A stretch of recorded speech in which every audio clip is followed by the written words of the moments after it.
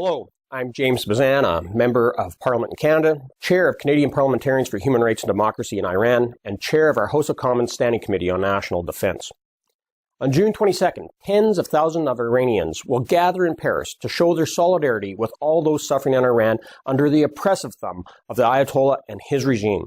And this conference will continue to advocate for the residents of Camp Liberty in Iraq. This gathering is a powerful message that the Iranian people indeed want to rid themselves from the oppressive regime in Iran and live in peace and harmony with the rest of the world.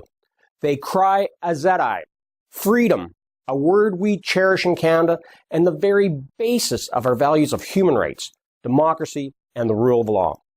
As a Canadian parliamentarian, I am a member of a government that has taken bold and principled positions on Iran. We delisted the MEK as a terrorist organization. We have severed all diplomatic ties with the Islamic Republic of Iran, and we designated the Iranian Revolutionary Guards as a terrorist organization.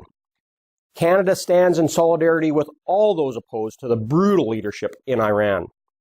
Over the last 4 years, I have been gravely concerned for the rapidly deteriorating safety and security of the Mujahedin e-Khalq refugees. Despite assurances from the government of Iraq and the United Nations, the MEK have not been protected. They have been consistently attacked.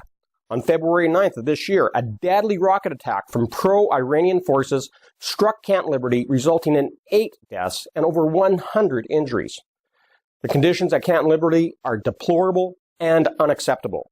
At Camp Liberty, MEK residents no longer can protect themselves from forces loyal to Iran.